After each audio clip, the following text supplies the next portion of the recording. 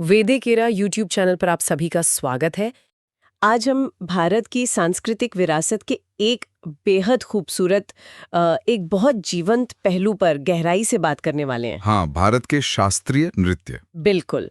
हमारे पास जो स्रोत हैं वे इन नृत्य परंपराओं पर बहुत विस्तृत नोट्स हैं जो उनकी जड़ों से लेकर आज के दौर तक की पूरी कहानी बताते हैं। और आज हमारी कोशिश सिर्फ ये जानने की नहीं होगी कि ये 8 शास्त्रीय नृत्य कौन से हैं, बल्कि ये समझने की होगी कि इन्हें शास्त्रीय बनाता क्या है। सही बात है। इन सब की नींव तो एक ही प्राचीन ग्रंथ मतलब भरत मुनि के नाट्य शास्त्र में मिलती है, लेकिन फिर भी हर एक नृत्य इतना अलग, इतना अनूठा कैसे है? बिल्कुल सही सवाल है। और नाट्य शास्त्र 3 मुख्य तत्वों की बात करता है। नृत्य, हाँ, यानी जिसमें सिर्फ ताल और लय हो, कोई कहानी नहीं। फिर आता है नृत्य जिसमें भाव और अभिव्यक्ति जुड़ जाती है, और आखिर में नाट्य मतलब पूरी कहानी को एक नाटक की तरह पेश करना। तो आज हम यही देखेंगे कि कैसे ये 3 तत्व इन 8 अलग-अलग शैलियों में घुल मिल जाते हैं। तो चलिए इस सवाल की पड़ताल उन 2 नृत्य शैलियों से करते हैं जिनकी जड़ें मंदिरों की मूर्तियों और पूजा पाठ में सबसे गहरी नजर आती हैं। भरतनाट्यम और ओडिसी। बिल्कुल। तो शुरुआत करते हैं तमिलनाडु के भरतनाट्यम से। स्रोत बताते हैं कि इसका पुराना नाम सदीर था और इसे मंदिरों में देवदासियां भगवान की पूजा के तौर पर करती थीं। हाँ, तो इसका मतलब ये हुआ कि ये मूल रूप से भक्ति का एक माध्यम था, मनोरंजन का नहीं। हाँ, शुरुआत में तो बिल्कुल यही था। ये एक तरह की कह सकते हैं कि एक चलती फिरती पूजा थी। अच्छा। आप चिदम्बरम जैसे पुराने मंदिरों की दीवारों पर जो मूर्तियां देखते ना, हाँ हाँ। वो असल में भरतनाट्यम की ही मुद्राएं हैं। ऐसा लगता है मानो पत्थर में नृत्य को ही कैद कर दिया गया हो। कमाल है। 20वीं सदी में जब रुक्मिणी देवी अरुंडेल ने इसे पुनर्जीवित किया तो उन्होंने इसे मंदिर के उस पवित्र माहौल से निकालकर मंच पर एक सम्मानित कला के रूप में स्थापित किया। और इसकी तकनीक भी काफी जामितीय लगती है। स्रोतों में अरेमंडी मुद्रा का जिक्र है जिसमें घुटने बाहर की तरफ मुड़े होते हैं और शरीर का ऊपरी हिस्सा एकदम सीधा रहता है। ये देखने में बहुत सख्त और अनुशासित लगता है। ये अनुशासन ही तो इसकी खूबसूरती है। भरतनाट्यम की जामिति एक मंदिर के स्थापत्य जैसी है, मजबूत, संतुलित और स्पष्ट। अच्छा। इसमें कोई भी मूवमेंट अधूरा नहीं छोड़ा जाता। हर मुद्रा अपने आप में एक पूरी तस्वीर बनाती है। और जब इसके साथ चेहरे के भाव यानी अभिनय जुड़ता है तब ये सिर्फ ज्यामिति नहीं रह जाती, ये एक जीती जागती कहानी बन जाती है, ज्यादातर शिव या विष्णु से जुड़ी हुई। अच्छा, तो भरतनाट्यम की पहचान उसकी सख्त ज्यामिति और मजबूत मुद्राओं में है। हाँ। अब अगर हम पूर्व की ओर मतलब उड़ीसा चलें तो वहां का ओडिसी नृत्य भी तो मंदिरों से ही निकला है। हाँ, निकला तो मंदिरों से ही है। तो क्या वो भी इतना ही ज्यामितीय है? नहीं, और यहाँ पे फर्क बहुत दिलचस्प है।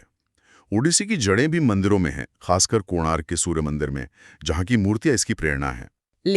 लेकिन इसकी सबसे बड़ी पहचान भरतनाट्यम की सीधी रेखाओं के बजाय घुमावदार लहरों में है। इसे त्रिभंगी मुद्रा कहते हैं। त्रिभंगी? हाँ, जिसमें शरीर एक साथ 3 जगहों से मुड़ता है, गर्दन, कमर और घुटना। तो इसे ऐसे समझ सकते हैं कि अगर भरतनाट्यम एक तराशा हुआ हीरा है तो ओडिसी एक बहती हुई नदी की तरह है। क्या खूब कहा। बिल्कुल यही फर्क है।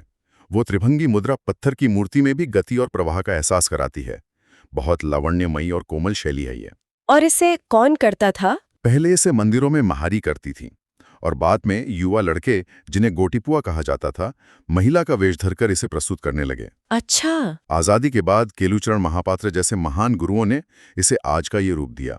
इसकी कहानियां ज्यादातर भगवान जगन्नाथ और राधा कृष्ण के प्रेम पर आधारित होती हैं। तो हमने देखा कि कैसे मंदिर के एक ही प्रेरणा से 2 बिल्कुल अलग शैलियां निकली। एक अपनी सीधी मजबूत रेखाओं के लिए जानी जाती है और दूसरी अपने घुमावदार प्रवाह के लिए। लेकिन नृत्य सिर्फ मंदिरों में पूजा के लिए तो नहीं था। हमारे स्रोत बताते हैं कि ये कहानी कहने का भी एक बहुत बड़ा जरिया था, खासकर उत्तर भारत में। हाँ, और कहानी कहने की बात करें तो कथक और कथकली से बेहतर उदाहरण क्या होगा? दोनों के नाम में कथा यानी कहानी है। बिल्कुल, लेकिन कहानी कहने का अंदाज जमीन आसमान का है। पहले कथक की बात करते हैं जो उत्तर प्रदेश से है। इसका नाम कथाकार से निकला है जो मंदिरों में पौराणिक कथाएं सुनाते थे, लेकिन फिर इससे मुगल दरबारों में जगह मिली। हाँ। तो इस बदलाव का इस पर क्या असर पड़ा होगा? बहुत गहरा असर पड़ा। जब कथक मंदिरों से निकलकर मुगल दरबारों में पहुंचा तो उसका मकसद बदल गया। भक्ति के साथ साथ अब मनोरंजन भी जरूरी हो गया था। तो मतलब दोनों का संगम दिखता है इसमें। बिल्कुल, इसीलिए कथक में हमें दोनों दुनियाओं का संगम दिखता है। एक तरफ राधा कृष्ण की लीलाएं हैं तो दूसरी तरफ दरबारी नजाकत। और इसकी तकनीक में भी ये फर्क दिखता है। स्रोत बताते हैं कि इसमें पैरों का काम, जिसे तत्कर कहते हैं, और तेज चक्कर वो बहुत अहम है। हाँ, बहुत अहम है। ऐसा लगता है जैसे कलाकार सिर्फ नाच नहीं रहा बल्कि अपने पैरों से तबला बजा रहा है। बिल्कुल, वो घुंघरुओं की आवाज ही तो कत्थक की जान है। ये तत्कर और चक्कर सीधे सीधे दरबारी माहौल की देन है, जहाँ कलाकारों को अपनी कला की बारीकी और तैयारी दिखानी होती थी। एक तरह की प्रतिस्पर्धा। हाँ, एक तरह की प्रतिस्पर्धा। इसीलिए कत्थक में आपको एक सीधी लय से शुरू होकर तूफानी गति तक पहुंचने का रोमांच मिलता है। ये दर्शकों को बांधे रखने के लिए था। पंडित बिरजू महाराज जैसे कलाकारों ने इसे भाव और तकनीक का अद्भुत संगम बना दिया। तो कत्थक ने कहानी को बारीक अभिनय और पैरों की जटिल लय से कहा। अब दक्षिण में केरल चलते हैं, जहां से कथकली आता है। ये तो सिर्फ नृत्य नहीं बल्कि एक पूरी नृत्य नाटिका है। ये कत्थक से कितना अलग है?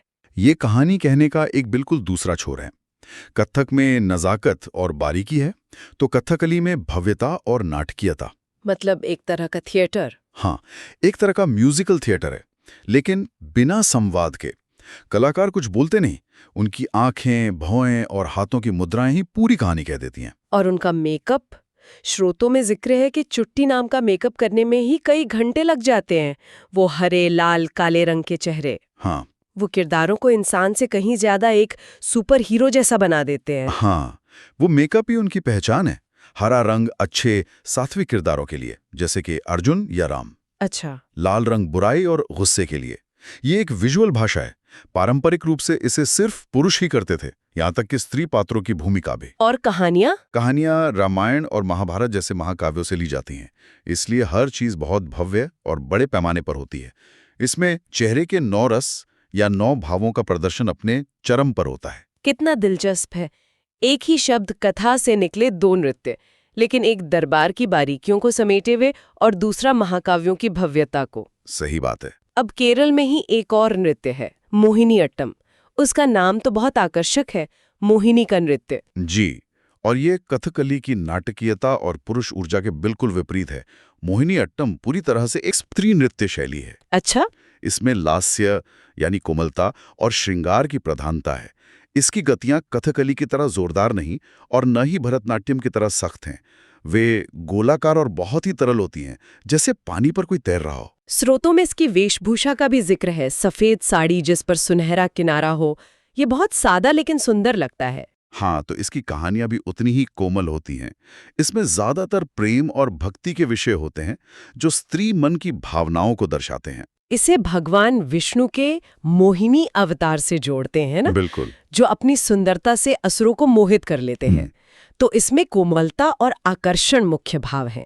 ये केरल की 2 नृत्य शैलियों का एक बेहतरीन कॉन्ट्रास्ट दिखाता है। एक तरफ कथकली का तांडव और दूसरी तरफ मोहिनी अट्टम का लास्य। अब अगर हम मोहिनी अट्टम की कोमलता से थोड़ा और पूरब की ओर बढ़ें, तो मणिपुर का नृत्य आता है। हमारे नोट्स कहते हैं कि मणिपुरी नृत्य में तो चेहरे पर ज्यादा भाव होते ही नहीं है। ये बात थोड़ी अजीब लगती है, क्योंकि हमने अब तक यही सुना कि भाव तो नृत्य की आत्मा होते हैं। ये एक बहुत ही खास बात है मणिपुरी नृत्य के बारे में। यहाँ भाव चेहरे पर नहीं बल्कि पूरे शरीर की गति में नजर आते हैं। अच्छा, पूरे शरीर में? हाँ, ये बहुत ही शांत, भक्तिमय और अंतर्मुखी नृत्य है। इसमें कलाकार की नजरें भी अक्सर नीचे की ओर झुकी रहती हैं। इसका मकसद दर्शकों का मनोरंजन करना उतना नहीं, जितना खुद को ईश्वर की भक्ति में लीन करना है। तो ये एक तरह की ध्यान या साधना है, आप कह सकती हैं। इसका मुख्य विषय राधा कृष्ण की रासलीला है। कलाकारों की गतियां बहुत ही धीमी, गोलाकार और कोमल होती हैं। पैरों को जमीन पर जोर से नहीं पटका जाता, बल्कि बहुत धीरे से रखा जाता है। और उनकी वेशभूषा भी तो बहुत अनोखी है। हाँ, वो पोटलोई नाम की एक कठोर बेलनाकार स्कर्ट, वो उनके शरीर की गति को और भी ज्यादा रहस्यमयी और अलौकिक बना देती है।